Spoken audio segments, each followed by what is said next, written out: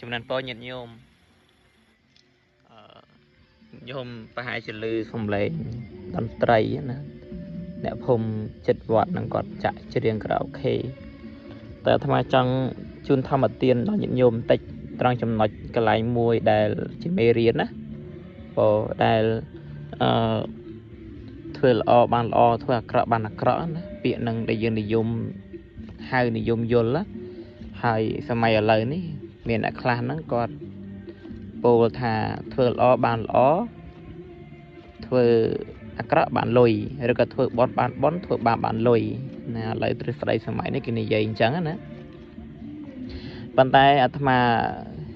ជំរាបជូនញាតិញោមឲ្យយល់អំពីរឿងនឹងតែហេតុអ្វីបានជាយើងធ្វើល្អប៉ុន្តែបែរជាបានផលអាក្រក់នៅក្នុងបច្ចុប្បន្នណាផលដែលជាក់ស្ដែងតថធម្មវេទនីយកម្មណាកម្មដែលផលតន់ភ្នែកក្នុងបច្ចុប្បន្នណាហេតុអីបានជាអ្នកធ្វើអាក្រក់មិនបានផលអាក្រក់ក្នុងបច្ចុប្បន្នរឿងនេះវាតកតងជាមួយនឹងសង្គម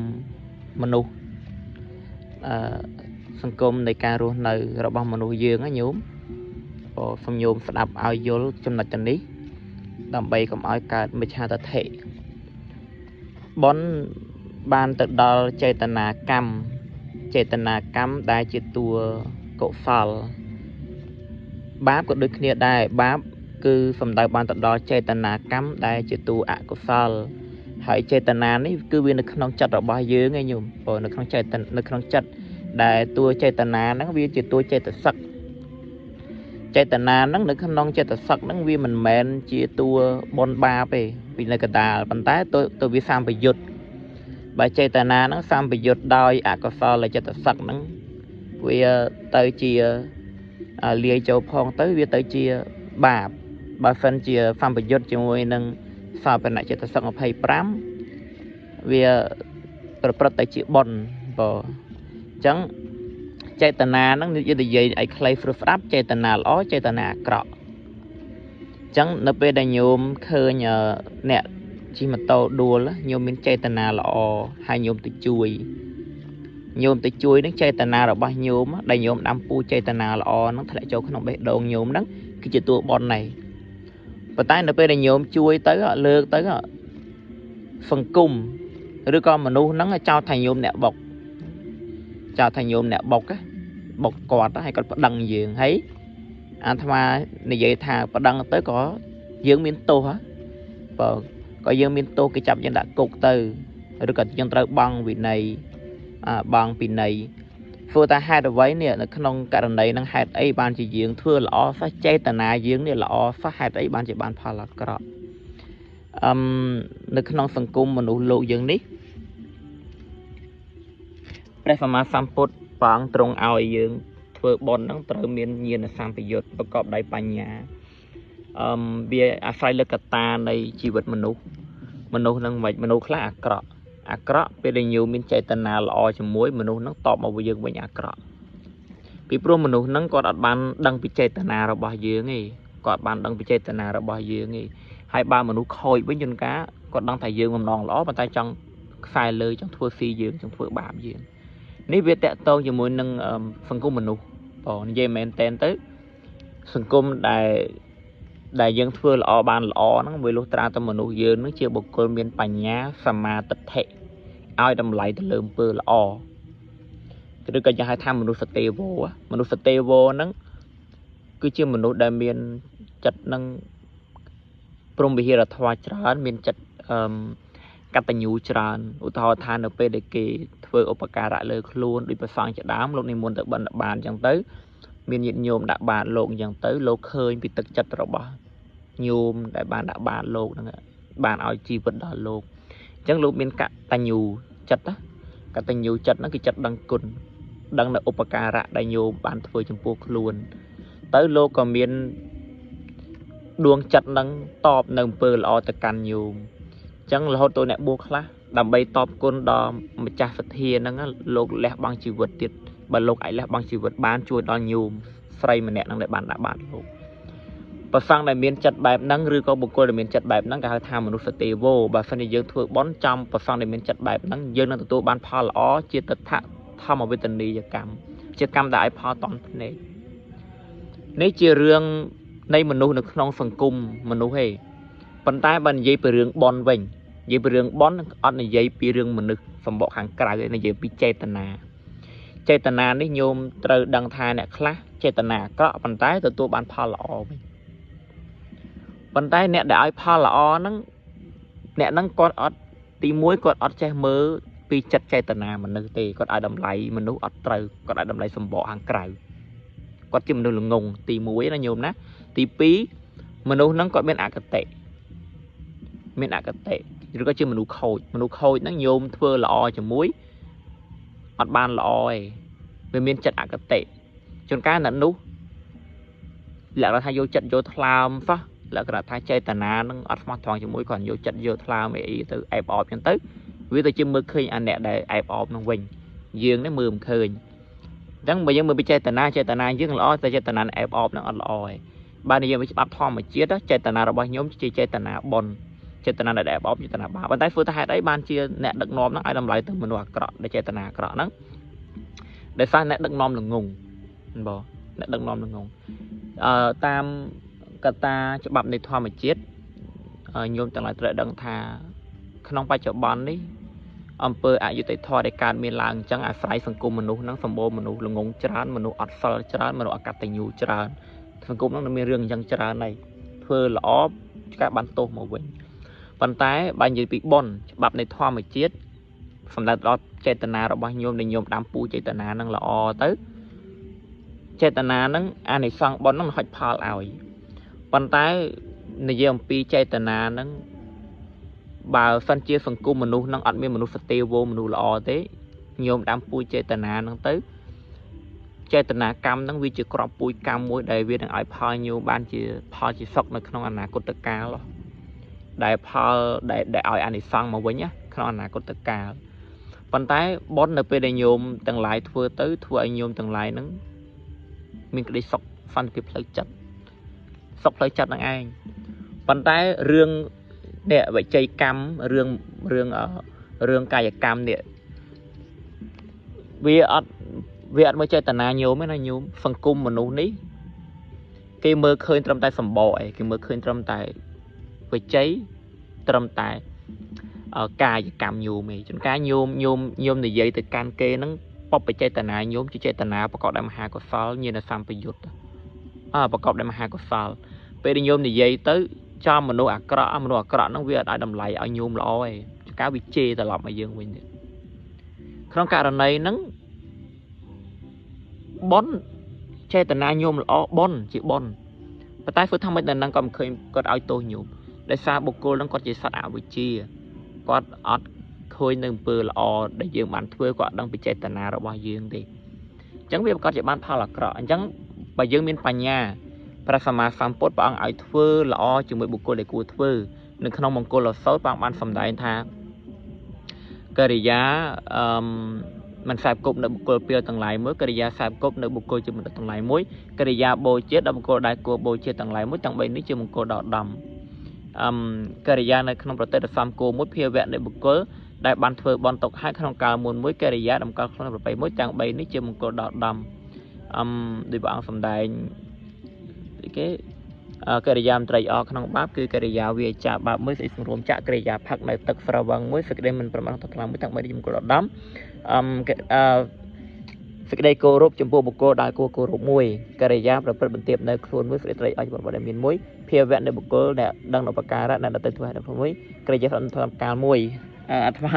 អធិស្ឋានញោមអាត្មាប្រាប់ញោមចេះទៅថាព្រះអង្គសម្ដែងថាបូជាដល់បុគ្គលដែលគួរបូជានេះនៅក្នុងមង្គលហ្នឹងញោមបូជាចន្ទយាហ្នឹងបូជាបុគ្គលដែលគួរបូជាហ្នឹងព្រះអង្គសម្ដែងថាជាមង្គលដ៏ឧត្តម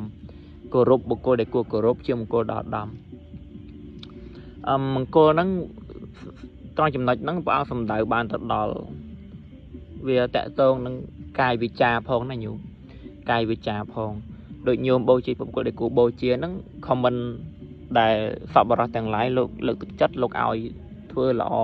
គោរពចំពោះជនជាសប្បុរសឬក៏អ្នកមានសិលហេតុអីបានព្រះអង្គទ្រង់ឲ្យគោរពអ្នកមានសិលហ្នឹងគឺជាមនុស្សល្អ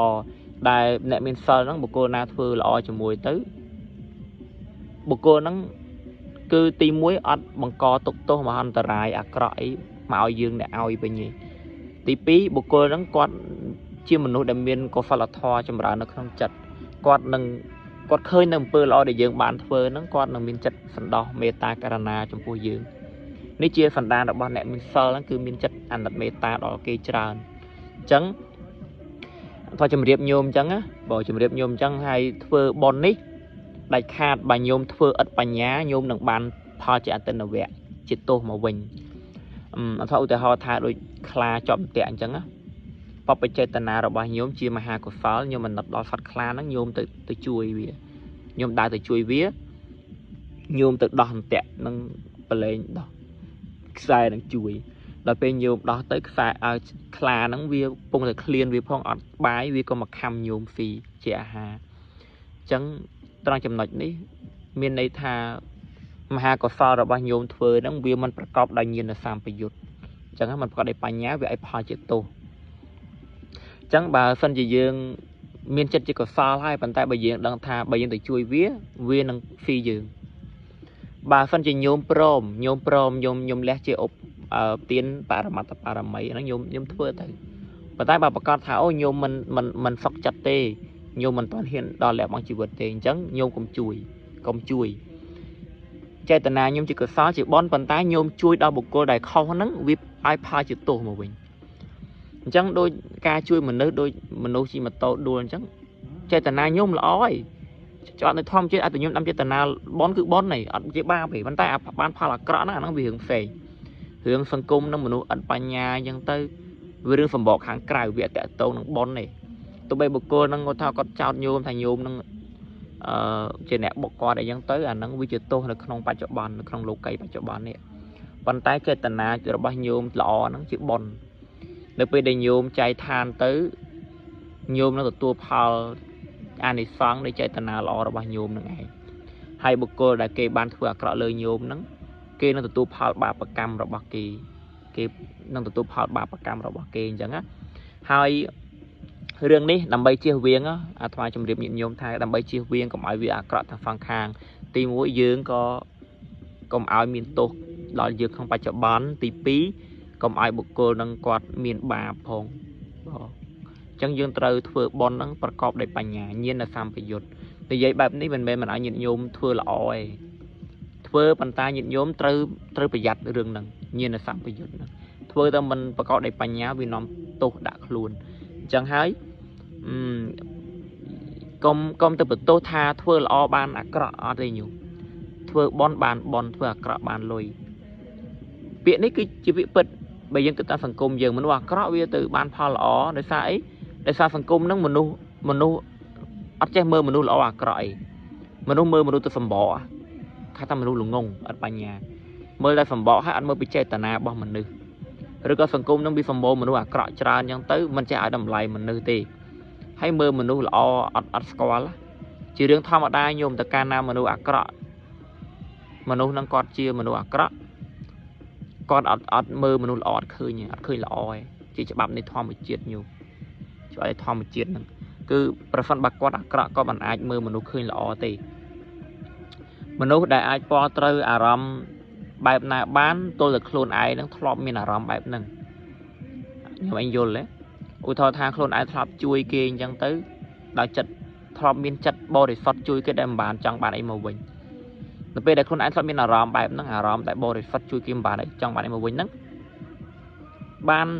នគាត់អាចយកចិត្តបែបហ្នឹងទៅស្ទង់អារម្មណ៍អ្នកដែលមានចិត្តស្មើគ្នានឹងបានប៉ុន្តែបើមកជីវិតរបស់បុគ្គលហ្នឹងគាត់មិនដែលមានអារម្មណ៍មួយធ្វើល្អចំពោះគេដោយការលះអត់ចង់បានអីមកវិញនឹងផងក្នុងជីវិតរបស់គាត់មានតែអារម្មណ៍ចង់បានទោះគាត់ធ្វើល្អជាមួយគេក៏គាត់ចង់តែបានគាត់មិនដែលមានអារម្មណ៍ថាអត់ចង់បាននឹងម្ដងក៏គាត់មិនដែលពណ៌ត្រូវអារម្មណ៍បែបហ្នឹងដែរអញ្ចឹងគាត់អត់ពណ៌ត្រូវអារម្មណ៍អ្នកដែលមានចិត្តលះបង់ទេព្រោះហេតុអីព្រោះគាត់អត់ដែលពណ៌ត្រូវអារម្មណ៍បែបហ្នឹងអញ្ចឹងឲ្យគាត់ទៅមើលទៅឲ្យតម្លៃអ្នកដែលមានអារម្មណ៍ធ្វើទៀនតែមិនចង់បានអីហ្នឹងខុសគឺគាត់មើលអត់ដឹងទេ chẳng hạn bạn là không phần cung dương nó bị sầm bồ mình đủ phía trán bị chơi là mình đủ để có đặc cọ luôn ai có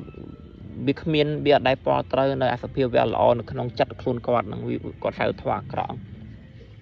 ยังก็อัดเชื่อทามีนทว่าละแต่ก็อัดเชื่อติจังโอมาทาบุกโกนาได้ทราบทว่าละชื่อก็สอนให้กิรู้ในประกอบได้ทว่า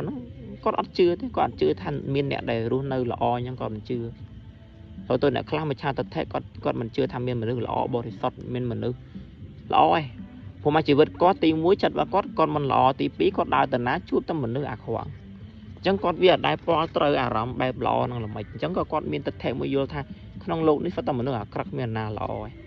จังบันบุกโกลคลักก็จุดแต่เนี่ยเบาอย่างนี้ก็มีแต่แทงมือประกันทาขนมโลกนี่ฟัดตั้งมันนึกเบาปรักมันนึกละอแต่อันนั้นเวียประบาได้นะยืมยืมสำหรับอัตมาได้ฟาธมาบานแสบกุบจมูกนึกครูฟาบระจังอัตมาบานพอเตยอารมณ์การเลี้ยบางฟิกได้บริสุทธิ์ไม่นั่นคืออัตมาพอเตยอารมณ์ต่างหนึ่งให้อัตมาส่วนไอ้ก็อัตมาบันได้เลือกเลยฟาบรานั่งอัตมามินอัตมาบ้านเฟื่ออได้จัดบริสุทธิ์นั่งอัตมาปอเตอร์ในการเฟื่ออได้จัดบริสุทธิ์ดำจังหวัดนนทบุรีจังหวัดอัตมายุลารำอัตมายุลารำให้อัตมามือมนุษย์อ๋อคือท่อมือดังวิจิตรอัตในท่อมันเจี๊ยได้อยู่บาสันจะโยมในกรมพนมอ่ะตีบจึงเกี่ยให้โยมฝรั่งมือตัวเนี่ยในคางเลยโยมมือซื้อจะบายโยมมือซื้อจะบายซื้อกรุบจงจุยปันใต้เนี่ยในกปูจึงโยมสำลังมากรมวิ่งกินหนังมือคืนจ่าเคยกรุบจงจุยมองนั่นคือจิตอัพในท่อมันเจี๊ยจังจัดเนี่ยบุกโกเลยมันจะกปูจึงเนี่ยมันจะตีบในแบบบุกโกเลยมันจะกปูเกยไอสำลังมันจะตีบนั่งดังสกอลปันได้เนี่ยจะตีบนั่งเอาแต่สำลังตัวปอเตอร์รำเนี่ยจะกปูนั่นคือปอเตอร์นั่งจิตจอดในท่อมันเจี๊ยจังอัตมาจุนจะท่อมันเต้นปันเนี่ยเขาตรอย่างนั้นสมอภัยตัวสอนยินยมแต่ออกคะแนนเดี๋ยวมันจะในพิลิสดับสบานจีบไปใจโอปานิไซริพัตตุกรุบนี้สมอัตโมตนี